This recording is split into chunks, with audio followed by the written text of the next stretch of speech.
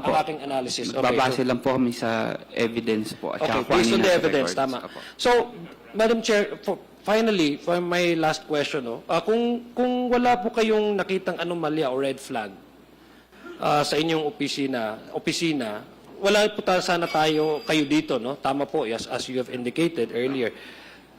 Ang inyong pagpunta po dito at pagsumite ng mga dokumento ay patunay na may red flag indicators. Would that be correct? Meron pong mga Red flag indicators. STR, CTR. And the documents that were subpoenaed by this committee ay meron pong mga red flag indicators. As you have explained earlier, no? Na yung transaction is very suspicious, no? Yun nga, would you confirm also that these red flag indicators covers now the respondents that we are being that is now being heard by this committee?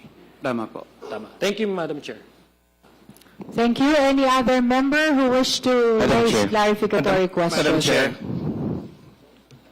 Madam Chair. The Honorable Suntay and then the Honorable Marcoleta. Thank you, Madam Chair. Through the AMLA,